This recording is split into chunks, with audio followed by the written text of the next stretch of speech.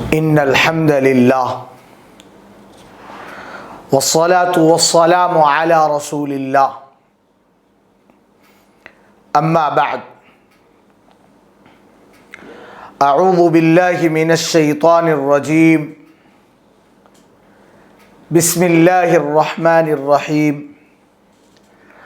ولا تأكلوا اموالكم بينكم بالباطل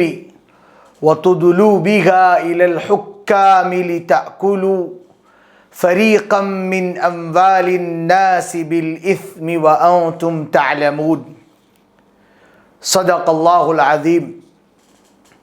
وقال النبي صلى الله عليه وسلم لعن رسول الله صلى الله عليه وسلم الراشي والمرتشي والرائش الذي يمشي بينهما أو كما قال عليه الصلاة والسلام.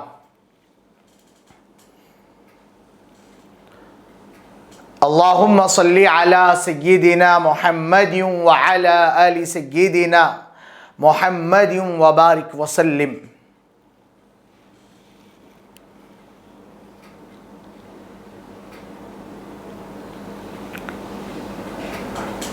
محترم ناظرین، قابل احترام سامعین، اسلام ایک کامل و مکمل اور جامع دستور حیات ہے. اس میں زندگی کے تمام شعبوں کی رہنمائی کی گئی ہے. اسلام نے زندگی گزارنے کا کوئی بھی شعبہ، کوئی بھی گوشہ اور کوئی بھی شوشہ تشنا نہیں چھوڑا. ہر طرح کی مکمل وضاحتیں، صراحتیں اسلام کے اندر موجود ہیں. اسلام نے جس طریقے سے نماز کا، روزے کا، حج کا، زکوٰۃ کا، تلاوت کا، اذکار کا اور دیگر روحانی عبادتوں کا، جس سے اسلام ایک مسلمان کی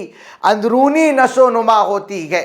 جس طریقے سے اسلام نے ان کا حکم دیا ہے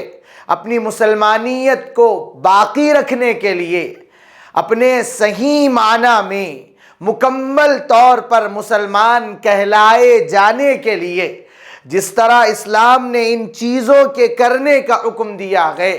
بالکل اسی طرح اسلام نے اپنی ظاہری نشو و نما، اپنی ظاہری ساخت اور اپنے انسانی ڈھانچے کو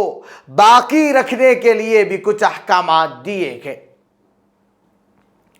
جس طریقے سے اسلام نماز کا حکم دیتا ہے، روزے کا حکم دیتا ہے، زکوٰۃ کا حکم دیتا ہے، حج کا حکم دیتا ہے، تلاوت کا حکم دیتا ہے، اسی طریقے سے اسلام حلال کمائی کے کمانے کا بھی حکم دیتا ہے. کیوں؟ اس لیے کہ انسان کا قوام، انسان کا قیام، اس کی بقا، اگر عبادات کے ذریعے سے انسان روحانی طور پر ایک مومن اندرونی طور پر قائم رہ سکتا ہے، باقی رہ سکتا ہے، مسلمان کہلا سکتا ہے، تو ایسے ہی انسان اگر کمائی کرے گا تو اس کی ظاہری ساخت، اس کی ظاہری نشو و نما، اس کے ظاہری خد و خال، اس کی ظاہری جسامت و قدامت باقی رہے گی. اگر وہ کمائے گا نہیں، دھمائے گا نہیں، کوششیں نہیں کرے گا تو انسان ظاہری طور پر کھڑا نہیں ہو سکتا. اسی لیے اسلام نے فرمایا، اللہ کے نبی علیہ الصلوات والتسلیم کا ارشاد ہے، طلب کسب الحلال فریضۃ بعد فریضہ، کہ حلال کمائی کا کمانا بھی فرض ہے، واجب ہے، ضروری ہے، اور ایک اور جگہ پر اللہ کے نبی علیہ الصلوات والتسلیم نے ارشاد فرمایا، جس طریقے سے علم کے بارے میں کہا گیا طلب العلم فریضۃ علی کل مسلم و مسلمۃ، تو اسی طریقے سے اللہ کے نبی علیہ الصلوات والتسلیم نے ارشاد فرمایا طلب الحلال واجب علی کل مسلم۔ جیسے دین کی بنیادی ضرورتوں کا حاصل کرنا، بنیادی تعلیمات کا حاصل کرنا فرض ہے، ضروری ہے، اس کے بغیر انسان آگے نہیں بڑھ سکتا، اسلامی تعلیمات پر عمل نہیں کر سکتا، اللہ کی بتائی ہوئی عبادتوں کو صحیح معنوں میں انجام نہیں دے سکتا۔ ایسے ہی اللہ کے نبی نے فرمایا حلال کمائی کا کمانا بھی اس کے اوپر واجب ہے، ضروری ہے۔ کیوں؟ اس لیے کہ انسان کی اپنی ضروریات ہیں، انسان کے اپنے تقاضے ہیں، انسان کے اپنے ماتحت لوگ ہیں جو اس کی نگرانی میں ہے، جو اس کے ماتحت ہیں، جن کی اخراجات ہیں، جن کی اپنی ضروریات ہیں، اور ان کو پورا کرنے کے لیے کمانا ضروری ہے۔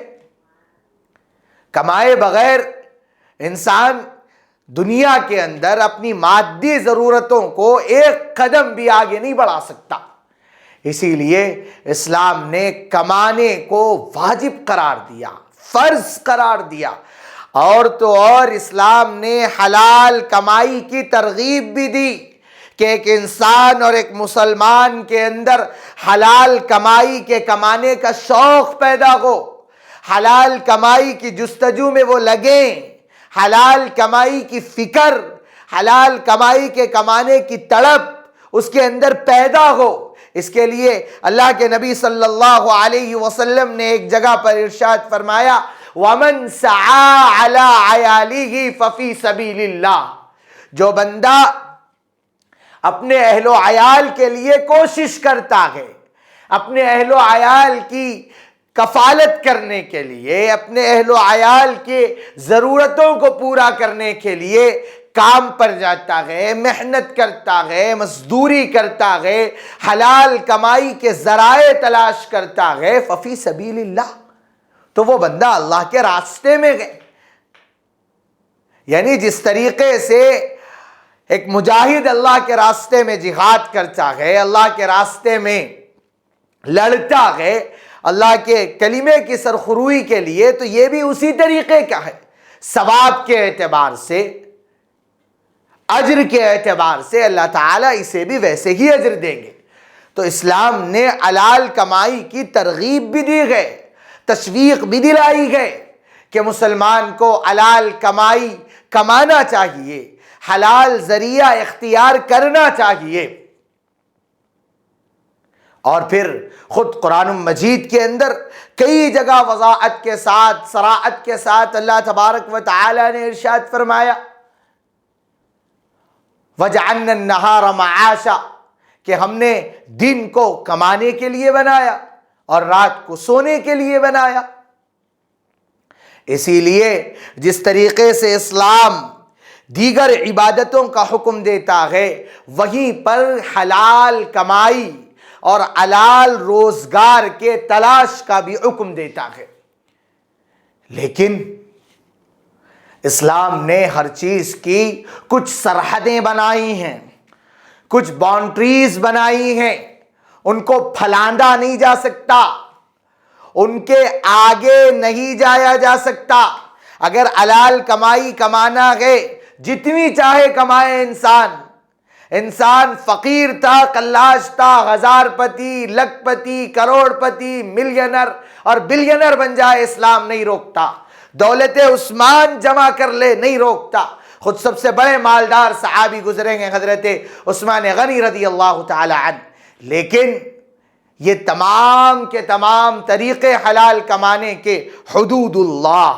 اللہ کی سرحدوں میں ہونے چاہیے، ان راستوں سے ہونے چاہیے جو اللہ نے بیان کیے گئے۔ کمانے کا وہ راستہ، وہ طریقہ، وہ رخ اگر انسان اختیار کرتا ہے جو حدود اللہ کے خلاف ہے، جس کے اندر حدود اللہ کو، اللہ کی بنائی ہوئی سرحدوں اور باؤنڈریز کو پھلاندا جاتا ہے، عبور کیا جاتا ہے، تجاوز کیا جاتا ہے، ان سے آگے جایا جاتا ہے، تو ایسے مال کے کمانے کی شریعت میں اجازت نہیں ہے، ایسی روزی کے کمانے کی شریعت میں اجازت نہیں ہے۔ وَمَن يَعْصِ اللَّهَ وَرَسُولَهُ، جو بندہ اللہ اور اس کے رسول کی نافرمانی کرے، وَيَتَعَدَّ حُدُودَهُ، اور اس کی مقرر کردہ حدودوں کو، اس کی مقرر کردہ سرحدوں کو پھلان کر چلے جائے، تو پھر آگے اللہ تبارک و تعالی نے فرمایا يُدْخِلْهُ نَارًا خَالِدًا،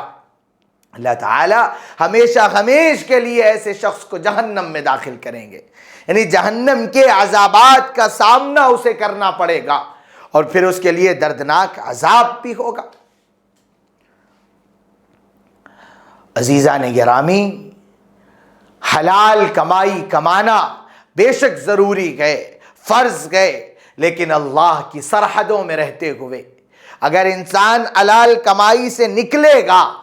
حلال کمائی کے راستے کو چھوڑ کر چلا جائے گا اور حرام کے راستے سے کمانے کا آغاز کرے گا، تو ان حرام کمائیوں میں حرام کی جو مختلف شکلیں ہیں، حرام طریقوں سے، حرام راستوں سے جو پیسے آتے ہیں، ان میں سے ایک راستہ رشوت خوری کا بھی ہے۔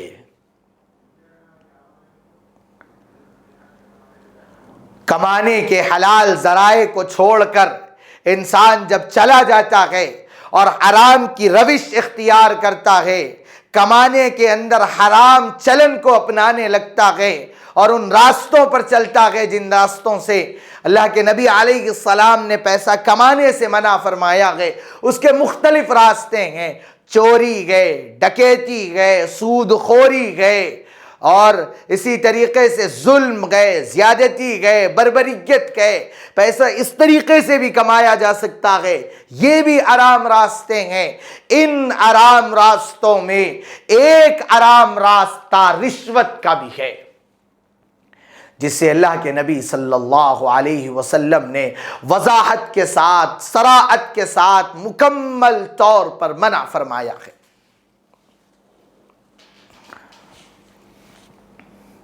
آج ہمارا معاشرہ اس کے اندر مبتلا ہوتا چلا جا رہا ہے۔ انسان کے اوپر پیسہ کمانے، دولت کو جمع کرنے، مالدار بننے، لکھپتی اور کروڑ پتی بننے کا جنون ایسا سوار ہو چکا ہے کہ وہ حلال و حرام کی تمیز کیے بغیر پیسہ کمانے میں لگا ہوا ہے، بغیر کسی احساس کے، بغیر کسی تمیز کے، بغیر کسی فکر کے انسان کے اوپر ایک دھن سوار ہو چکی ہے کہ اسے مالدار بننا ہے، اسے اپنے ڈریمز کو پورا کرنا ہے۔ ایک نام دیا جاتا ہے، میرے بھی اپنے کچھ ڈریمز ہیں، میرے بھی اپنے کچھ خواب ہیں جنہیں میں پورا کرنا چاہتا ہوں۔ اب یہ انسان اپنے ڈریمز، اپنے خواب، اپنی خواہشات، اپنی تمنائیں، اپنی آرزویں پوری کرنے کے خاطر مال جمع کرنے کی فکر میں لگ جاتا ہے، اور فکر میں اتنا منغمک ہو جاتا ہے، اتنا آگے بڑھ جاتا ہے کہ پھر وہ حقوق اللہ کی رعایت نہیں کرتا، اللہ کے احکامات کی کوئی پرواہ نہیں کرتا۔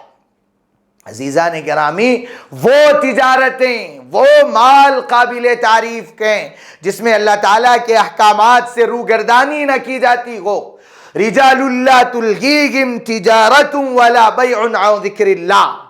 بہت سارے لوگ ایسے ہیں جنہیں ان کی تجارتیں اللہ تعالیٰ کے احکامات کو، حقوق اللہ کے پورا کرنے کو نہیں روکتی، یعنی ان کی تجارت معنی نہیں بنتی، ان کی تجارت رکاوٹ نہیں بنتی۔ اگر انسان تجارت رشوت خوری کے ساتھ کر رہا ہے، مال رشوت خوری کے ساتھ کما رہا ہے، اپنے عہدے پر بیٹھا ہوا ہے اور اپنے اس عہدے کی، اپنے اس منصب کی ذمہ داریوں کو رشوت خوری کے ساتھ نبھا رہا ہے، رشوت خوری کے ساتھ پورا کر رہا ہے، تو پھر ایسی رشوت خوریاں، ایسی کمائیاں، ایسا مال، ایسا دھن، ایسی دولت کوئی کام کی نہیں۔ رشوت کہتے کسے ہیں؟ رشوت کی کیا تعریف کی گئی ہے؟ اللہ کے نبی صلی اللہ علیہ وسلم نے رشوت کے بارے میں کیا فرمایا ہے، رشوت لینے والے کے بارے میں، رشوت دینے والے کے بارے میں، ان تمام باتوں پر انسان کو غور کرنے کی ضرورت ہے، سوچنے کی ضرورت ہے، سمجھنے کی ضرورت ہے۔ رشوت کے بارے میں لکھا گیا ہے، رشوت کی تعریف یوں کی گئی ہے، ما یعطا لإحقاق باطل ولإبطال حق، ما یعطا لإحقاق باطل ولإبطال حق۔ رشوت اس مال کو کہتے ہیں، رشوت ان پیسوں کو کہتے ہیں، رشوت ان ٹکڑوں کو کہتے ہیں کہ جس میں صحیح کو غلط اور غلط کو صحیح ثابت کیا جائے۔ رشوت اس کو کہتے ہیں کہ جس میں سچ کو غلط ثابت کیا جائے اور غلط کو سچ ثابت کیا جائے۔ جن پیسوں کے ذریعے سے اگر سفید کو سیاہ بنایا جا رہا ہے اور سیاہ کو سفید بنایا جا رہا ہے تو ان پیسوں کو رشوت کہیں گے جو اس عمل کے نتیجے میں انسان کما رہا ہے۔ آج کتنے کالے کام نہیں کیے جاتے محض رشوت کی بنیاد پر۔ ایک انسان مجرم گئے، ایک انسان خطا کار گئے، ایک انسان گناہگار گئے، شریعت کی نگاہ میں بھی، معاشرے کی نگاہ میں بھی، لیکن رشوت کھلا کر وہی انسان جو مجرم تھا، وہی انسان جو قاتل تھا، وہی انسان جو ظالم تھا، محض رشوت کھلانے کی بنیاد پر ایک قاتل کو، ایک مجرم کو، ایک ظالم کو بے گناہ ثابت کر دیا جاتا ہے، اسے مظلوم بنا دیا جاتا ہے، اس کے اوپر لگے تہمتوں کے، ظلم اور زیادتیوں کے تمام داغ مٹا دیے جاتے ہیں محض اس بنیاد پر کہ اس کے پاس رشوت دینے کے لیے پیسہ ہے۔ اسی کو کسی نے کہا تھا، جن کے گھر امیری کا شجر لگتا ہے ان کا ہر عیب زمانے کو ہنر لگتا ہے۔ کیوں؟ اس لیے کہ امیری کا درخت جن خاندانوں میں، جن نسلوں میں لگتا ہے ان کے پاس دینے کے لیے رشوت ہوتی ہے۔ آج ہمارے معاشرے میں اور کوئی محکمہ اور کوئی شعبہ اور کوئی دفتر ایسا نہیں ہے جہاں پر رشوت خوری نہ ہوتی ہو۔ آج ایک انسان جس کے پاس کچھ بھی علم نہیں ہے، کچھ بھی ہنر نہیں ہے، کچھ بھی لیاقت اور صالحیت اور صلاحیت کچھ بھی نہیں ہے، محض اس کے پاس پیسہ ہے تو اس پیسے کی بنیاد پر ایک ان پڑھ، ایک گنوار، ایک جاہل جسے کچھ بھی نہیں آتا، رشوت کی بنیاد پر وہ سب کچھ کھو جاتا ہے۔ اس کا اگر خواہش ہے کہ وہ ڈاکٹر بننا چاہتا ہے، انجینئر بننا چاہتا ہے اور ریاست کا یا ملک کے کسی بڑے عہدے پر فائز ہونا چاہتا ہے، منصب اور بجاغت چاہتا ہے، لیکن اس کے پاس اس عہدے کے لیے جو مطلوبہ لیاقت ہے، جو مطلوبہ صلاحیت ہے وہ کچھ بھی نہیں ہے، لیکن اس کے پاس مال گئے تو اس کے لیے رشوت کا دروازہ کھلا ہوا۔ رشوت دے کر وہ ڈاکٹر بھی بن سکتا ہے، انجینئر بھی بن سکتا ہے اور ریاست یا ملک کے بڑے سے بڑے عہدے پر بھی فائز ہو سکتا ہے۔ کیوں؟ اس لیے نہیں کہ اس کے پاس کچھ بھی نہیں ہے، وہ جانتا نہیں ہے، وہ ان پڑھ گئے، وہ گنوار گئے، اس لیے نہیں ہے، بلکہ اس کے پاس دینے کے لیے رشوت ہے۔ رشوت کی گرم بازاری اتنی عام ہو چکی ہے کہ ہر انسان بغیر کسی تأمل کے، بلا کسی غور و فکر کے رشوت دیتا بھی گئے اور رشوت لیتا بھی گئے، اور بیچ میں لوگ رشوت دلانے والے بھی موجود ہوتے ہیں۔ فقہا نے رشوت کی 4 صورتیں بیان فرمائی ہیں۔ پہلی 2 صورتیں تو ایسی ہیں جو مکمل طور پر جس میں دینے والا بھی حرام کر رہا ہے، لینے والا بھی حرام کام کر رہا ہے، دونوں گناہگار گئے، دونوں ایک حرام کاری کر رہے ہیں۔ جیسے پہلی صورت یہ بیان کی گئی کہ اگر کوئی انسان کسی عہدے کو حاصل کرنے کے لیے رشوت دیتا ہے،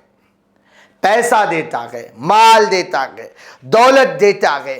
محض کسی عہدے کو حاصل کرنے کے لیے، کسی ڈگری کو حاصل کرنے کے لیے، کسی منصب کو حاصل کرنے کے لیے، تو یہ رشوت کا دینے والا بھی حرام کام کر رہا ہے اور رشوت کا لینے والا بندہ بھی حرام کام کر رہا ہے۔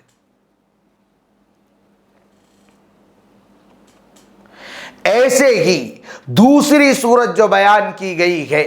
رشوت کی، جو دونوں طرف سے حرام ہے، دینے والا بھی ایک حرام کام میں مبتلا ہے اور لینے والا بھی ایک حرام کام میں مبتلا ہے، وہ یہ ہے کہ اپنے حق میں فیصلہ کرا دیا جائے،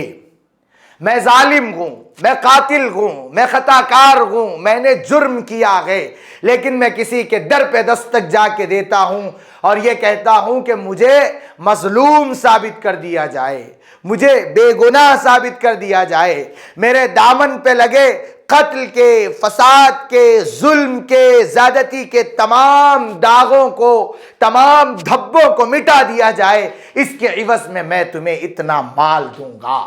اس کے عوض میں تمہیں اتنی رقم دوں گا، اس کے عوض میں تمہیں یہ ہدیہ پیش کروں گا، یہ گاڑی دوں گا، یہ پلاٹ دوں گا، یہ بنگلہ دوں گا، اتنی دولت دوں گا، یہ بھی حرام ہے۔ اس میں دینے والا بھی ایک حرام کاری کر رہا ہے اور لینے والا بھی ایک حرام کاری کر رہا ہے۔ یہ جو دو صورتیں ہیں کہ کوئی عہدہ حاصل کیا جائے رشوت دے کر، پیسے دے کر، مال دے کر، وہ بھی حرام ہے، اور اپنے حق میں اگر فیصلہ کرایا جائے تو وہ بھی حرام ہے۔ خود ہم بے گناہ، ہم گناہ گار تھے، ہم نے وہ کام کیا تھا، اب ہم پیسے دے کے اپنے فیور میں معاملہ کرا رہے ہیں، اپنے حق میں معاملہ کرا رہے ہیں، اور جو بندہ بے گناہ تھا، مظلوم تھا، لاچار تھا، مجبور تھا، غریب تھا، لیکن وہ حق پر تھا، وہ حق پر تھا، اس نے گناہ نہیں کیا تھا، اس نے ظلم نہیں کیا تھا، لیکن ہم اپنے حق میں فیصلہ کرا رہے ہیں کہ مجھے لاچار ثابت کیا جائے، مجھے مجبور ثابت کیا جائے، مجھے بے گناہ ثابت کیا جائے، تو یہ رشوت خوری حرام ہے۔ اگر کوئی انسان ایسا کرتا ہے، چاہے کسی بھی معاملے میں ہو، چاہے معاملہ پراپرٹی کا ہو، چاہے معاملہ آپسی تعلقات کا ہو، چاہے معاملہ تجارت کا ہو، بزنس کا ہو، کسی بھی صورتحال میں اگر ہم اپنے آپ کو وہ ثابت کر رہے ہیں جو ہم نہیں ہیں، جس کے ہم حقدار نہیں ہیں، یا پھر جو ہم نے نہیں کیا گئے، تو یہ حرام ہے۔ رشوت کی یہ جو دو ابتدائی صورتیں ہیں، اس میں رشوت دینا بھی حرام ہے، لینا بھی حرام ہے، دینے والا بھی حرام کر رہا ہے، لینے والا بھی حرام کر رہا ہے۔ تیسری اور چوتھی شکل جو رشوت کی بیان کی گئی ہے، جس میں انسان مجبور ہو کر رشوت دیتا ہے، مجبور ہوتا ہے، اس کے سوا اس کے پاس کوئی اور چارہ نہیں ہوتا، اس کے سوا اس بندے کے پاس کوئی اور راستہ نہیں ہوتا۔ جیسے ایک انسان حق پر ہے، ایک انسان کے پاس سب کچھ ہے،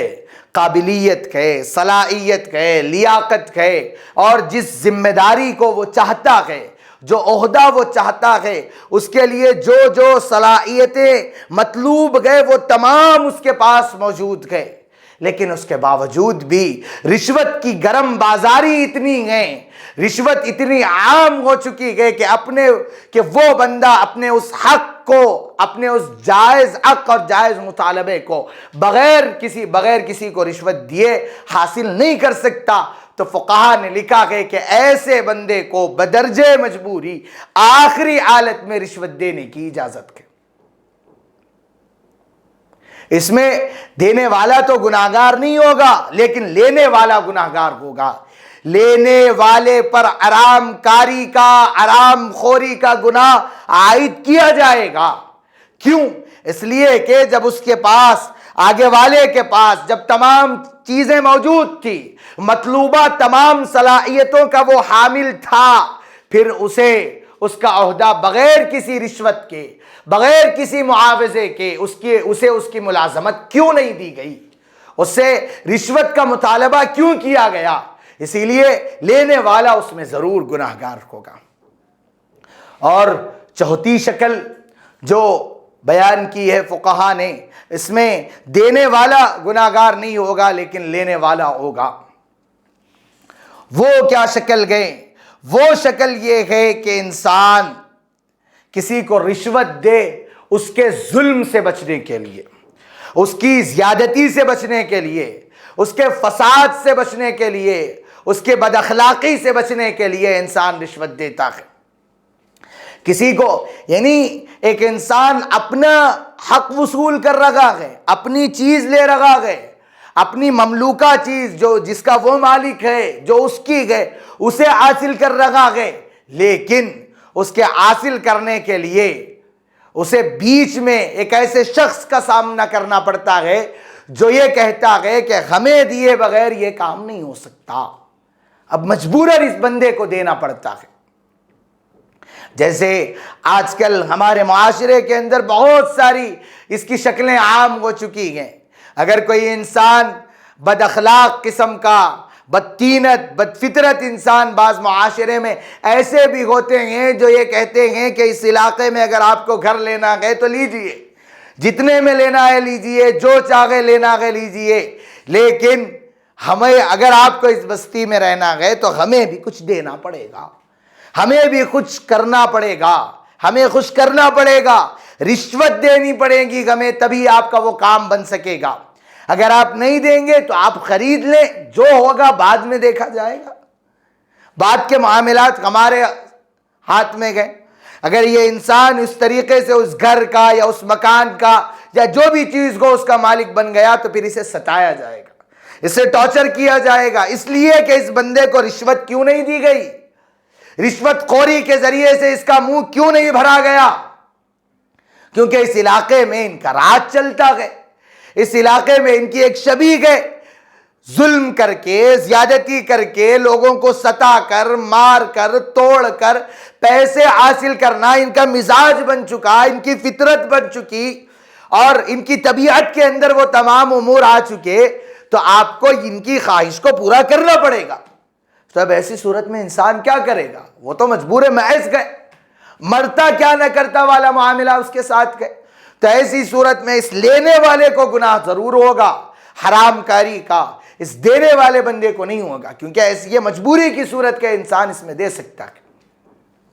یہ 4 صورتیں فقہا نے بیان فرمائی ہے کہ جس میں پہلی 2 صورتیں وہ گئے جو جانبین سے حرام ہے،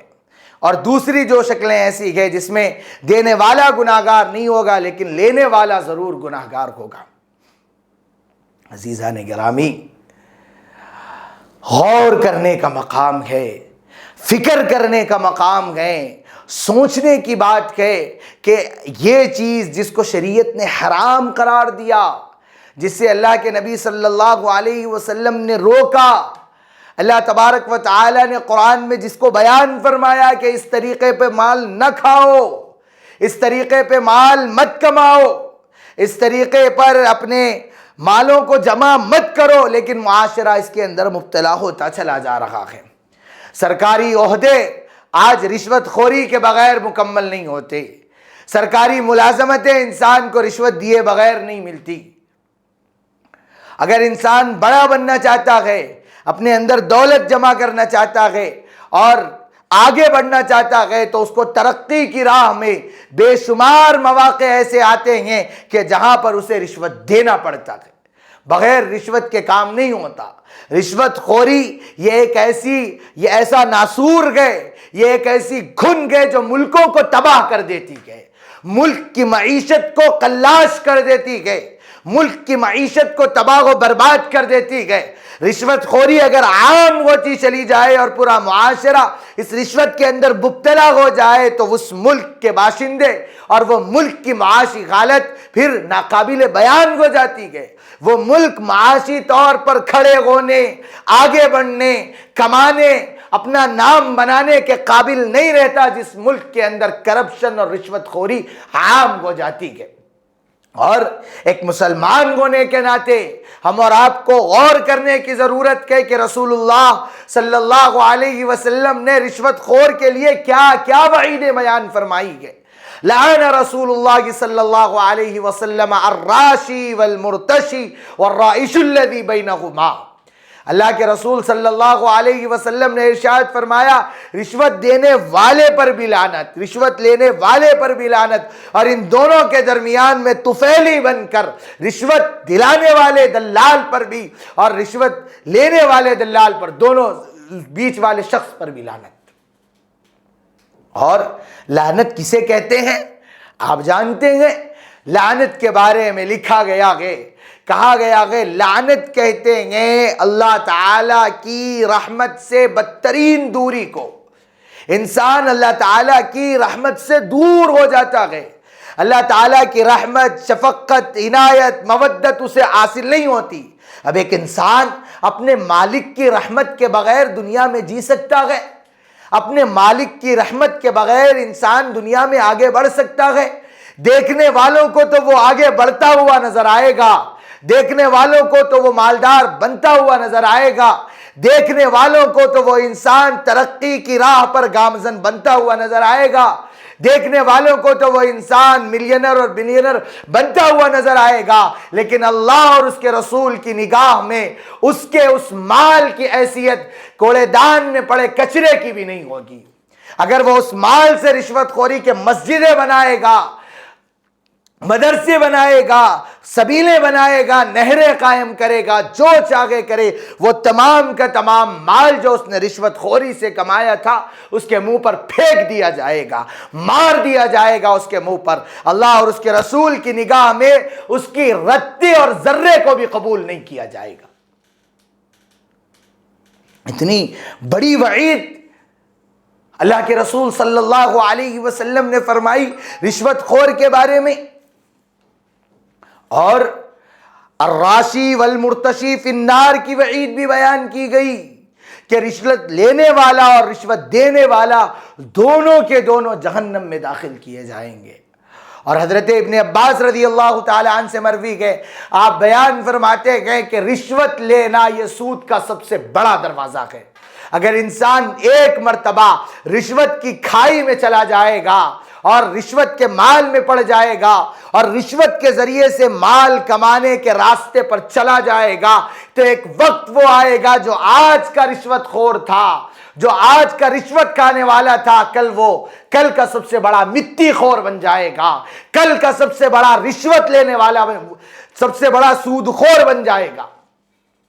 یہ رشوت سود کی طرف، ربا کی طرف لے جانے والا راستہ ہے۔ اور ربا کے بارے میں آپ جانتے گئے یتخبطہ الشیطان من المس، کل قیامت کے دن اللہ تبارک و تعالی سود خوروں کو خبتی کی شکل میں میدان محشر میں لائیں گے، دکھنے میں پاگل معلوم ہوں گے، مجنون معلوم ہوں گے، سحر زدہ معلوم ہوں گے۔ اور ایک وعید یہ بیان فرمائی گئی رشوت خور کے بارے میں، صوفیہ نے بیان فرمائی گئی کہ جو بندہ رشوت خوری کرتا گئے، رشوت کے ذریعے سے مال کھاتا بھی گئے، کھلاتا بھی گئے اور رشوت کے ذریعے سے مال تقسیم بھی کرتا گئے، تو ایسے بندے کے اعمال 40 دن تک اللہ تبارک و تعالی کی بارگاہ میں قبولیت حاصل نہیں کرتے، قبول نہیں کیے جاتے۔ اسی لیے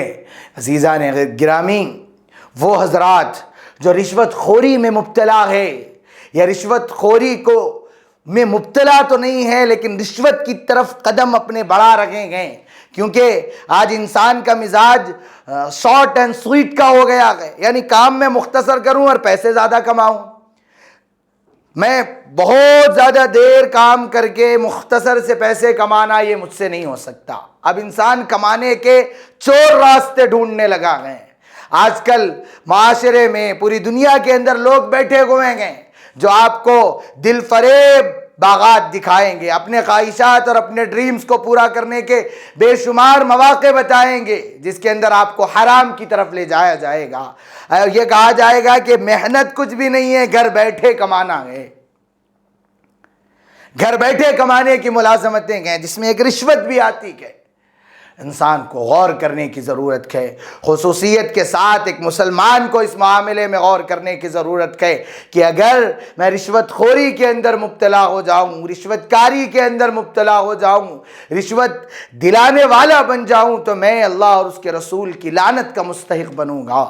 اور میرے کوئی اعمال قبول نہیں کیے جائیں گے۔ اور آج میں رشوت خور ہوں تو کل میں جو ہے سود خور بن جاؤں گا. کل قیامت کے دن اللہ تبارک و تعالیٰ اس رشوت خوری اور رشوت کاری کے نتیجے میں اللہ تعالیٰ مجھے جہنم میں داخل کریں گے. ان وعیدوں کو اپنے ذہن میں مستحضر کرنے، بار بار مستحضر کر کر رشوت خوری سے بچنے کی ضرورت ہے. رسول اللہ صلی اللہ علیہ وسلم کی زندگی کے اندر کئی ایک واقعات ایسے ہیں جس میں اللہ کے نبی علیہ السلام نے، آپ کے صحابہ نے محض ایک تحفہ اس وجہ سے نہیں لیا کہ اس میں رشوت کا اندیشہ ہے. یعنی آج معاشرہ رشوت کے اندر مبتلا ہے، لیکن اللہ کے نبی اور حضرات صحابہ اور ائمہ سابق کے وہ جو غیر رشوت کا شائبہ جس کے اندر ہوتا تھا، انہیں شک ہوتا تھا کہ لوگ کل کو اسے رشوت سمجھنے لگیں گے تو وہ اس سے بھی بچا کرتے تھے. محض تحفہ اس وجہ سے نہیں لیا جاتا تھا کہ اس تحفے کو کہیں لوگ رشوت کا نام نہ دے دے. محی السنہ رحمۃ اللہ علیہ کا واقعہ لکھا گیا ہے کہ انہوں نے اپنے مدرسے کے اندر یہ لکھ رکھا تھا، یہ نوٹس بنا رکھی تھی کہ یہاں پر اس ادارے میں پڑھنے والے بچوں کے والدین کا ہدیہ نہیں قبول کیا جائے گا، محض اس لیے کہ اس کے اندر رشوت کا شبہ تھا، رشوت کا شائبہ تھا. وہ رشوت نہیں تھی، رشوت کا شائبہ تھا. ہمارے بڑے، ہمارے اکابر جو دین پر عمل کرنے والے تھے، جن کے جو سراپا دیندار تھے، ان لوگوں کا مزاج، رسول اللہ صلی اللہ علیہ وسلم کا مزاج، حضرات صحابہ کرام رضوان اللہ تعالی علیہم اجمعین کا مزاج یہ تھا کہ وہ رشوت کے سے 100 قدم دور رہا کرتے تھے. اور آج ہمارا معاشرہ دوری تو درکنار بلکہ اس کے اندر مبتلا ہو چکا ہے. اسی لیے عزیزان گرامی ضرورت اس بات کی ہے کہ ہم رسول اللہ صلی اللہ علیہ وسلم کے بتائے ہوئے ان وعیدوں کو اور فقہا کے بیان کیے ہوئے نقوالوں کو ذہن میں رکھتے ہوئے سود رشوت خوری سے بچیں، خود بھی بچیں، اپنے ماتحتوں کو بھی بچائے، اور وہ حضرات جنہیں ہم جانتے ہیں جو سود خوری کے اندر مبتلا ہے یا اس کی طرف اپنے قدم کو آگے بڑھا رہے ہیں تو ان کو بھی بچانے کی فکر کرے. اللہ تعالیٰ سے دعا ہے کہ اللہ تعالیٰ ہم اور آپ کو تا دم آخر حلال روزی عطا فرمائے، اور ہمیشہ جب تک جان میں جان ہے، دم میں دم گئے، اس وقت تک حرام کمائی کے کمانے سے اور حرام کمائی کے استعمال کرنے سے ہمیشہ ہمیں دور رکھے. آمین. وآخر دعوانا ان الحمدللہ رب العالمین. السلام ورحمۃ اللہ. جمال الوجود بذكر الإله